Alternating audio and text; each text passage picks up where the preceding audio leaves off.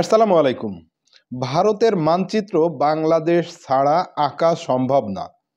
ভারতের সঙ্গে দূরত্ব কষ্টদায়ক। Doctor Mohammad Yunus India relation. Doctor Mohammad Yunus ৭১ টিভির একটা সংবাদ পাবলিশড হয়েছে। আমি এখনও প্লে করে দেখি নাই, আপনাদেরকে নিয়েই প্লে করব। জানি না ওই সংবাদে কি কি আছে, আজকে আমরা একসাথেই শোনার চেষ্টা করব। তাহলে কথা না বাড়িয়ে চলুন আমরা মূল ভিডিওতে যাই। আর আজকের ভিডিওর ক্রেডিট হচ্ছে ৭১ টেলিভিশন। চলুন আমরা ভিডিওটা দেখে নিই। আমরা ভোতা হয়ে যাইনি, সবাই দেখবে যে এই জাতিকে বহু ঠুকরা ঠুকরি হয়েছে, কিন্তু নড়ে না। শেখ হাসিনার ১৫ বছরের স্বৈর শাসনের জন্য গোটা বিশ্বকেই দায়ী দিলেন অন্তর্বর্তী সরকারের প্রধান উপদেষ্টা ডক্টর মোহাম্মদ ইউনুস। আওয়ামী লীগের শাসনামলে দেশে উন্নয়নের যে বুলি আওড়ানো হতো তা ভাওতাবাজি বলেও মন্তব্য করেছেন তিনি। দাভোস সম্মেলনে সুইজারল্যান্ডে থাকা প্রধান উপদেষ্টা রয়টার্সকে দেয়া এক সাক্ষাৎকারে এসব বিস্ফোরক মন্তব্য করেছেন। সেখানেই তিনি জানিয়েছেন, পরবর্তী নির্বাচনে প্রতিদ্বন্দ্বিতা করতে আগ্রহী নন তিনি। সাক্ষাৎকারে উঠে এসেছে বাংলাদেশের সাথে চীনের সম্পর্ক এবং ভারতের সাথে চলমান টানাপোড়েনের মতো গুরুত্বপূর্ণ ইস্যুও।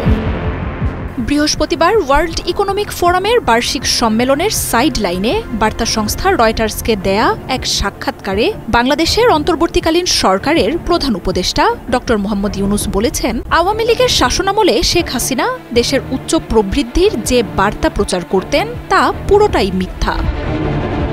১৫ বছরের শাসনে বাংলাদেশের অর্থনীতির মোড় ঘুরিয়ে দেওয়ার কৃতিত্ব নিতেন শেখ হাসিনা। এমনকি দাভোস সম্মেলনেও দেশ চালানো এবং সব দেশকে পেছনে ফেলে অর্থনৈতিক গতির কথা শুনিয়ে এসেছেন আওয়ামী লীগ প্রধান। কিন্তু সে সময় মানবাধিকার লঙ্ঘন, বাক স্বাধীনতা ধ্বংসের মতো বহু গুরুতর অভিযোগও ছিল শেখ হাসিনার বিরুদ্ধে। আর বিশ্ব মঞ্চে এই নিয়ে শেখ হাসিনাকে কেউ প্রশ্ন না করায় ক্ষোভ জানান প্রধান উপদেষ্টা। প্রশ্ন তোলেন বিশ্ব ব্যবস্থা নিয়েও। আর শেখ হাসিনার শাসনামলের অপরাধ ও স্বৈর শাসনের জন্য গোটা বিশ্বকেই দায় দেন তিনি। শেখ হাসিনার এই শাসন পুরো বিশ্বের জন্য শিক্ষা বলেও মন্তব্য করেন প্রধান উপদেষ্টা। শেখ হাসিনা এবং আওয়ামী লীগ সরকারের পতনের পর প্রতিবেশী ভারতের সাথে সম্পর্কের টানাপোড়েন তাকে ব্যক্তিগতভাবে কষ্ট দিয়েছে বলে মন্তব্য করেছেন ডক্টর ইউনুস। বলেন, বাংলাদেশ ভারত সম্পর্ক হওয়া উচিত সবচেয়ে জোরালো। ভারতের মানচিত্র বাংলাদেশকে ছাড়া আঁকা সম্ভব না বলেও মন্তব্য করেছেন তিনি। এ সময় বিরোধী দল, ছাত্র জনতা এবং শাসনামলে করা অপরাধের জন্য বিচারের মুখোমুখি করতে শেখ হাসিনাকে ফেরত পাঠানোর জন্য ভারতের প্রতি আহ্বান জানান ইউনুস।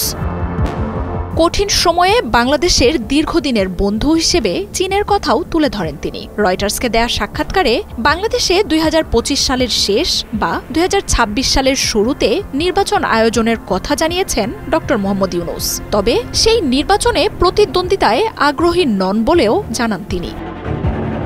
সাক্ষাৎকারে ডক্টর ইউনুস বলেন, প্রবৃদ্ধির হিসেব নিয়ে তিনি আগ্রহী নন, বরং প্রান্তিক পর্যায়ে থাকা মানুষদের এবং তাদের জীবনযাত্রার মানের উন্নয়ন তাকে বেশি প্রেরণা দেয়। আর তাই তিনি এমন এক অর্থনীতি তৈরি করতে চান যা সম্পদকে কেন্দ্রীভূত করে রাখবে না। সবার অন্তর্ভুক্তিমূলক ও উন্নয়ন এবং সম্পদের বৈষম্য কমানোর প্রয়োজনীয়তার দিকটিও তুলে ধরেন তিনি। প্রিয় ভাই বোনেরা, প্রতিবেদনটা আপনারা শুনলেন, দেখলেন। প্রধান উপদেষ্টা ডক্টর মোহাম্মদ ইউনুস তিনি যে রয়টার্সের সাক্ষাৎকার দিয়েছেন, এই কথাগুলো যে বলল, এগুলো আপনাদের কেমন লাগলো?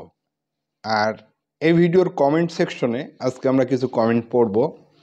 আমরা দেখব যে ডক্টর মোহাম্মদ ইউনুসের সঙ্গে বাংলাদেশের মানুষ, সাধারণ মানুষ, তারা একমত কিনা। একজন লিখেছেন, আশা করি আমরা সবাই মিলে ডক্টর ইউনুস সাহেবের দেশে যে কোনো একটা দায়িত্ব রাখতে হবে সবাই মিলে। আরেকজন লিখেছেন, ডক্টর মোহাম্মদ ইউনুস যা কিছু প্রশ্ন করছে তা শতভাগ সত্য, তার এই প্রশ্নকে সমর্থন জানাচ্ছি, অনেক ধন্যবাদ। আরেকজন লিখেছেন, ইউনুস স্যারকে আল্লাহ হায়াত বাড়িয়ে দেন। আরেকজন লিখেছেন, আমরা বাংলাদেশি, গর্বিত জাতি। আরেকজন লিখেছেন, ধন্যবাদ ডক্টর ইউনুস স্যার এসব সত্য কথা বিশ্ব দরবারে জানানোর জন্য। আরেকজন লিখেছেন, 100 ভাগ সঠিক কথা বলেছেন ডক্টর ইউনূস স্যার, ধন্যবাদ আপনাকে। আরেকজন লিখেছেন ধন্যবাদ ডক্টর ইউনূস স্যার। আরেকজন লিখেছেন ধন্যবাদ ডক্টর ইউনূস স্যারকে। আরেকজন লিখেছেন বাংলাদেশ জিন্দাবাদ। আরেকজন লিখেছেন একদম সঠিক ও বাস্তব কথা বলেছেন ডক্টর ইউনূস সাহেব। এখানে একটাও মতবিরোধের কোনো লোক পাওয়া যায়নি।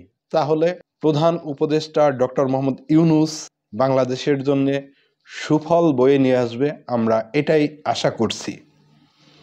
ভিডিওটি শেষ করলাম। ভিডিওটি বেশি বেশি শেয়ার করবেন, নতুন হলে চ্যানেলটি সাবস্ক্রাইব করে যাবেন, আর ভিডিওতে একটি লাইক দিতে ভুলবেন না। দেখা হবে পরের ভিডিওতে। সে পর্যন্ত সবাই ভালো থাকবেন, সুস্থ থাকবেন। আসসালামু আলাইকুম।